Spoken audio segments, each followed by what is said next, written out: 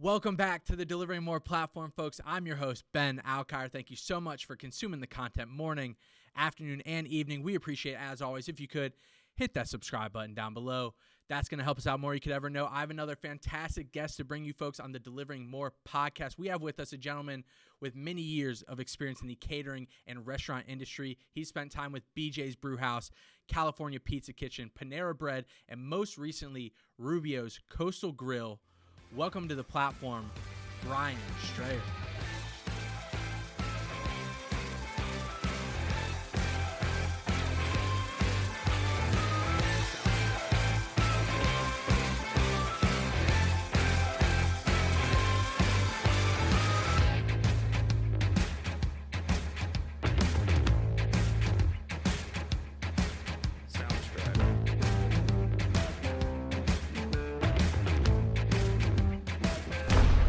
Ben, thank you. Appreciate you having me, man. I've listened to your podcast before, so it's a pleasure being a guest on it.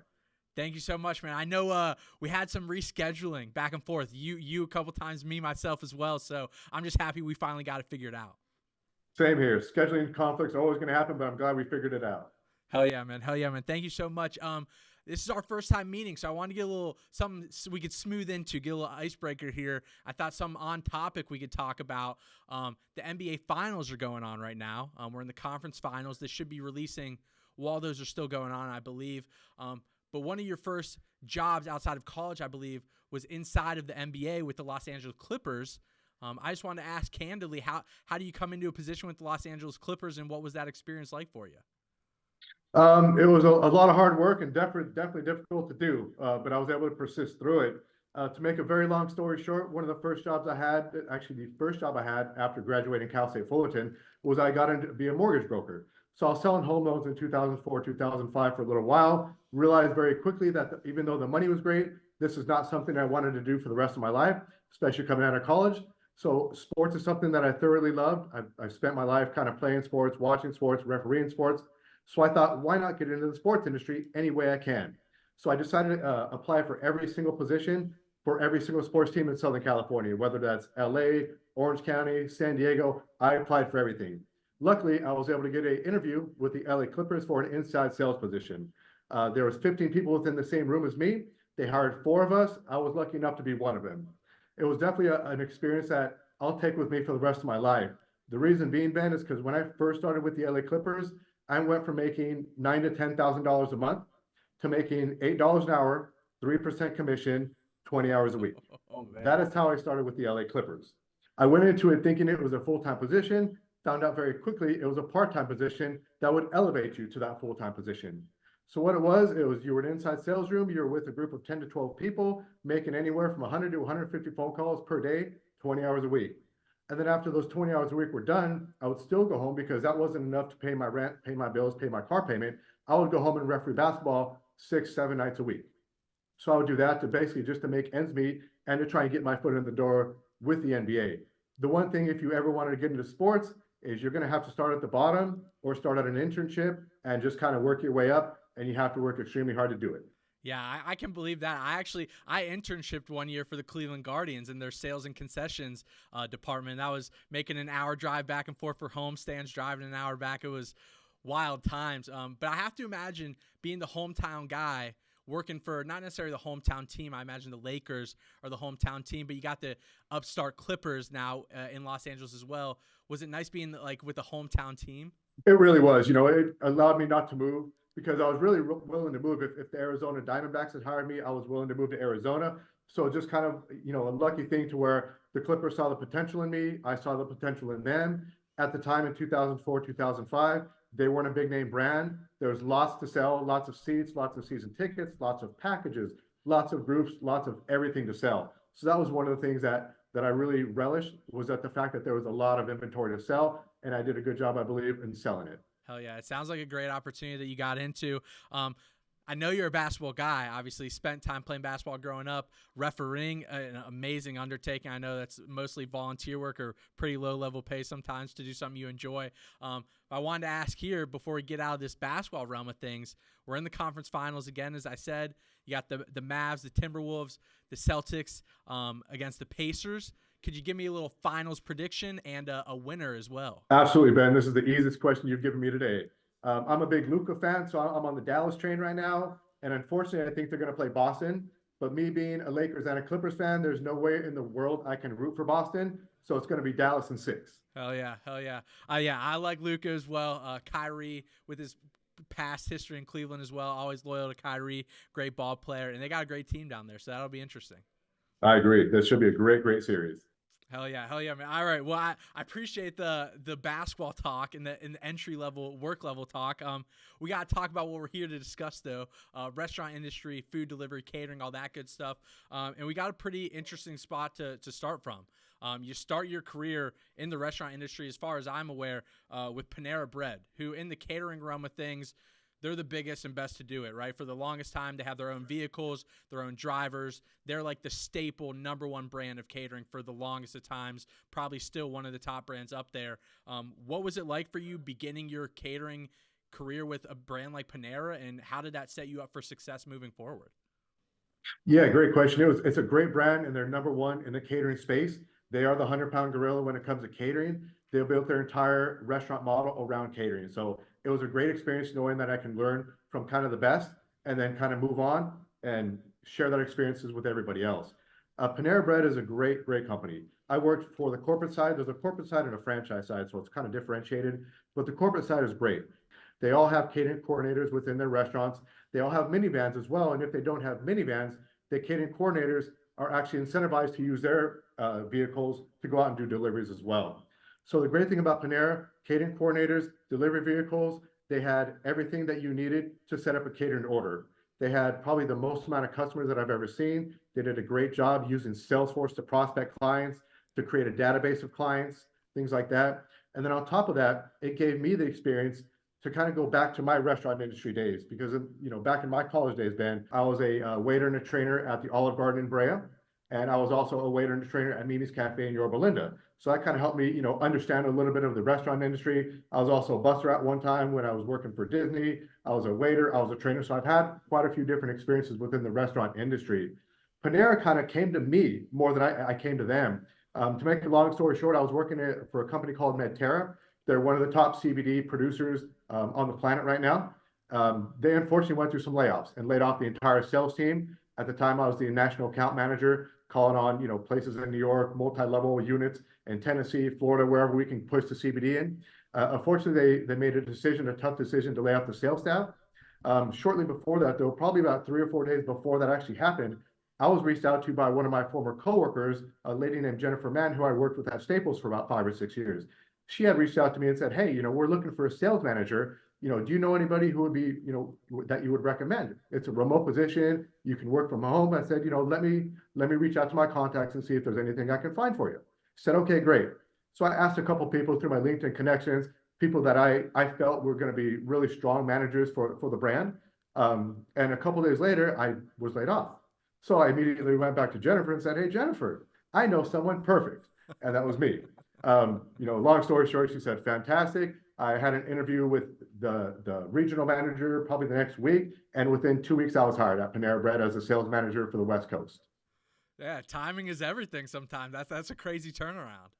It's timing, and it's just the people you know. One of the things I've really learned about just working in multiple different industries is don't piss anybody off, right? I mean, you have to play friends. You have to make nice with everybody. You might not agree with everybody, but you have to understand everybody's there for one goal and one goal only, right? To move the company and the brand forward.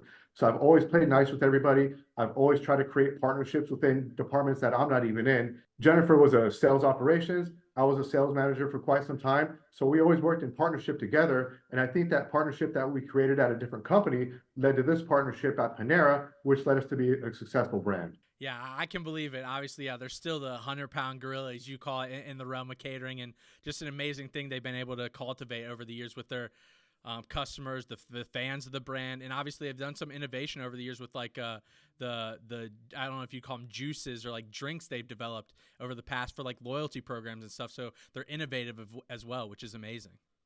They are, yeah. They do a lot of good innovation. They're always trying to be at the forefront of the market because you never want to be reactive to the industry. You always want to be proactive. Yeah, I mean, yeah, keeping the relationships alive. Don't piss anyone off. That's a hell of a clip right there. I like that advice to say the least. Moving forward, then you go to a couple brands we mentioned in the intro: California Kitchen, California Pizza Kitchen, BJ's Brewhouse. Two brands I'm very readily familiar with. We have a BJ's Brewhouse not a mile from our HQ where we are right now, right on the Belden Village Strip up here down the road in North Canton. But I just want to ask candidly, I guess, as you go from brand to brand to brand, what do you begin to notice about the differences in how specific off-premise operations are run? Are there things that certain brands have every single brand you go to, or are there certain things that you notice immediately that this brand does that the other one doesn't, and you need to implement that moving forward? The biggest thing I noticed is between fast casual versus a full service is I believe fast casual, like your Rubio's Coastal Grills, like your Panera, put a lot more emphasis on catering. That's where you're really going to drive your top line sales as opposed to working for a BJ's Brewhouse or a California Pizza Kitchen, which really makes the most of their money within the four walls. The big difference I noticed within the fast casual versus the dine-in casual restaurant is that BJ's versus CPK, they don't have some of the things that we have at fast casual. They don't have delivery vehicles. They don't have someone specifically working on catering. A lot of times they don't have hosts, takeout people, or even busters that can help with that because they're so focused on what's going on inside those four walls. Everybody has a certain task to play, a certain job to do within the four walls, and that's really mainly what they're focused on. BJ's and California Pizza Kitchen, always super busy no matter what time of day you go. A lot of times they don't have people to help out with the catering. So that's the tricky part, is how do we get people within the restaurant that might not necessarily be their job to help out with the catering? Because catering is ultimately going to drive sales. It's going to bring in new customers and it's going to bring in repeat customers. I always kind of look at it as you always want to bring in as many new customers as possible. And I look at sales as a little bit differently, right? There's new customers and there's repeat customers. And I don't necessarily want to say one is more important than the other, but a new customer can turn into a repeat customer. So you always want to strive to get those new customers, get those people's foot in the doors, especially people that have never tried a Rubio's, people that have never tried a California Pizza Kitchen. You want to get them to experience it. You want to create those memories over food that can have lasting memories with not only you and possibly your family. Yeah, and the opportunity within catering to get those new customers in a matter of one experience is obviously exponential when you're servicing 25, 50, 100, possibly 1,000 people at one event. The opportunity is endless almost. That's correct. And I read an interesting statistic recently that really kind of blew my mind a little bit. If you do office catering within a restaurant, somebody brings in food for your organization and they eat your food for the first time, 47% of the time, those same people that have never tried your restaurant will go to your restaurant and try it. That's a pretty telling stat. So if you have 100 people that you're catering for and 50 people have never been to your restaurant, well, they will eventually. That's a pretty telling statistic, which is why we're doing a couple things here at Rubio's, like changing our packaging. Reason being is because our packaging is plastic, but it's not branded. So if you get 100 people lined up to enjoy Rubio's catering, that's fantastic. We love the business. But those 100 people aren't going to know where it's from unless they see Rubio's branded on the packaging or unless they happen to notice our bag. So there's a couple things that we're trying to do here internally to try and focus on getting that brand awareness out. Going, hey, that is a fantastic taco. Where did you guys get that from? Oh, Rubio's Coastal Grill. It's right there on the box. So a couple differences that way. Yeah, I love that you brought up packaging, and we'll certainly get to that point of things here down the line in the moment. As you start your time with Rubio's in the fall of 2023, I believe just this past year, you now got 5-6 years in the off-premise realm of things and experience in this industry. I just wanted to first ask, for those unaware, I know Rubio's is more of like a Western concept, I would say. I don't think we have many of them towards the Midwest and on the East Coast. I could be incorrect. Please correct me if I am wrong there. But I just wanted to have you briefly explain, what is Rubio's Coastal Grill cuisine, service, and type of brand? What kind of brand is Rubio's? Rubio's, just in a short point of view, I always tell people we're Chipotle with tacos. We have a full service Mexican spread. We have anything from burritos to bowls to tacos to quesadillas. And a lot of people don't know about Rubio's is that we're only in 3 states right now. We're possibly looking at expansion probably in the future here. But right now we're in Nevada, we're in Arizona, and California. Pre-COVID though, we were in Colorado. We had units in Colorado, Utah, and Florida. But post-COVID, COVID kind of hit, turned the world kind of upside down. We had to close the locations in Utah, Colorado, and Florida. So now we're strictly on the West Coast. but we're looking to build out more, potentially, hopefully, to another market. I've always suggested Texas because I don't think they have anything like that. But Rubio's is the home of the fish taco, the original fish taco, brought over by Ralph Rubio from Baja California during his San Diego State surfing days. Built an entire brand off that fish taco, which is fantastic. Now we have everything from shrimp tacos to California bowls to homemade guacamole to keto tacos, which again, nobody knows about us, which is a good thing because we have so much opportunity to tell our story, to tell who we are, and to kind of fill in the blanks that people don't know about us, like having keto tacos, like having gluten-free options, like having, quesadilla platters, things like that that people really don't know about us, that we really want to expand upon. Yeah, I'm a sucker for a fish or a shrimp taco too. I'll tell you that much. I might be your target market here if you want to just open one up here right in Belden Village like tomorrow. We might have to look at that, Ben. I love it. I love it.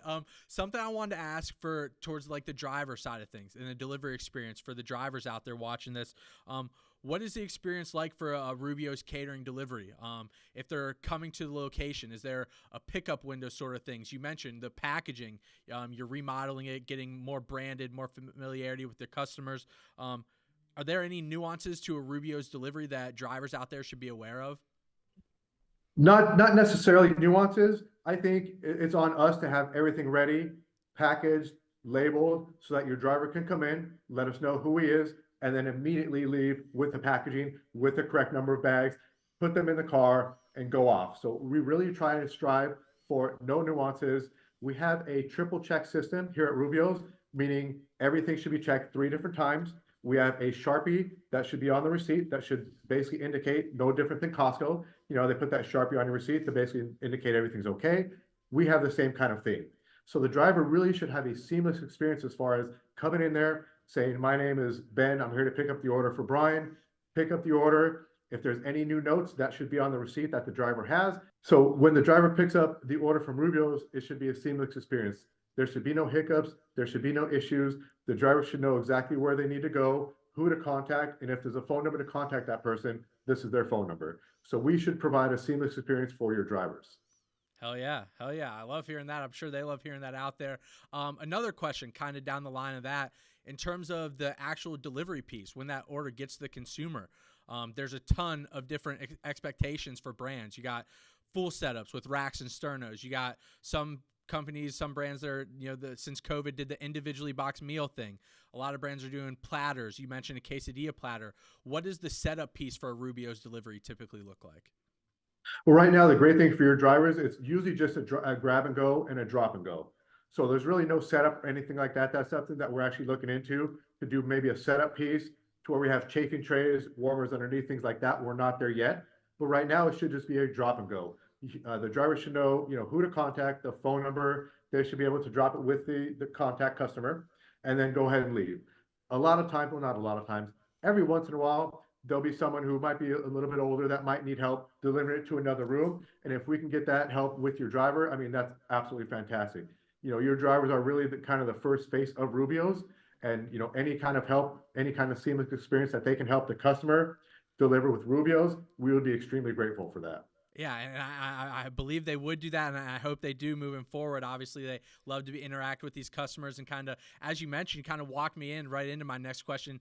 Being the first face a lot of you customers are going to see. You mentioned 47% out of these 100 individuals who might interact with your brand will come back in store and visit a brick and mortar location, but their first experience might be with that catering delivery, or they order delivery just off of Rubio's application or a DoorDash or Uber Eats marketplace, things of that nature. So speaking very candidly, I'm not asking you to like suck up to drivers here or anything, or the customers or whatever you want to say about it, but what are your expectations for a third-party delivery driver when they're interacting with Rubio's and your customer on that end of things? The biggest thing is just be professional. No different than if you're working in an office or if you're delivering something, it should be professional.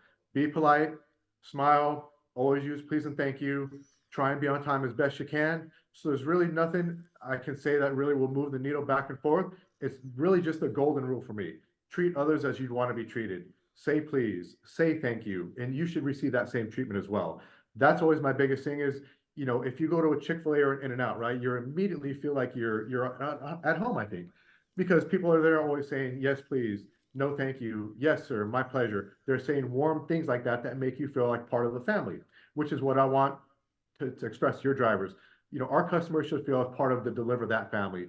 Our drivers should feel like they're part of that company's family as well. I think it should be just a partnership to where everybody needs to treat everybody equally. If you want to be treated with politeness, then you got to treat that person with politeness. It's no different than the golden rule. Treat people as you want to be treated. Yeah, I love to when you bring up the word partnership. I couldn't agree more. Kind of the family feel of things, making sure this ecosystem of this delivery partnership is all cohesive and understood by all parties involved, the restaurant, the driver, the customer, anyone who has this experience with your brand and our delivery company as well. So I agree. Full-fledged partnership, 100% there for me. Last question in terms of kind of catering, things like that, and then I'll let you get out of here, let you move on to Friday. I know we talked off camera here. We're getting close to the weekend. You're looking like you got some nice palm trees behind you. I'll let you go enjoy the California weather. Catering, obviously, expanding massively. I think the expectation for 2030 is well over $100 billion market cap and things of that nature. What is the focus at Rubio's like for catering moving forward? How big of a piece of that bottom line for Rubio's is catering, and what are the expectations for catering moving forward at Rubio's? Yeah, catering right now with Rubios is all hands on deck. Everybody right now is focusing on catering, not only my department, but the marketing department, the IT department. We know we need to push catering forward to kind of move our brand forward as well. Right now, our growth goal, actually, I should say my growth goal for the year is 30%. So I need to improve catering sales by 30%, which is a massive goal. But right now, I'm actually on track to achieve that goal. It's taken a lot of hard work, but we know catering is really going to be the needle that moves everything forward. Catering gives you those residual customers. It gives you that average order check size that's a lot larger as well. And I think with catering, what I'm looking to do is, and I wrote this down too, with catering, I'm looking to create memories, especially creating the connection over food. I think a lot of connections, are made over food, but I also want to create something larger in terms of weaving ourselves into the conversation in terms of pop culture, rooted in authentic relationship with our guests. I really want our guests to be a part of our brand. So I really want to go out there and ask our customers, hey, what do you like? What can we move the brand forward? How can we help you become a better customer? How can you help refer customers to our brand? What is going to help you come to Rubio's more often? So I'm really trying to ask genuine questions to our customers, to our guests, to figure out what they want, because they're going to help us move the needle forward. We can only rely on what we get feedback from our guests.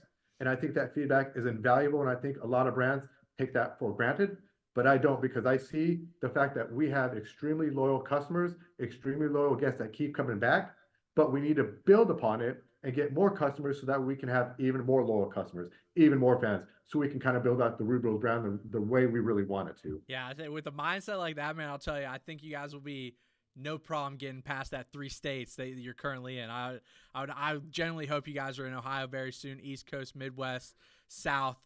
Continue your expansion throughout the West Coast as well. I'm a big fan of the Rubios brand and everything we've already done together.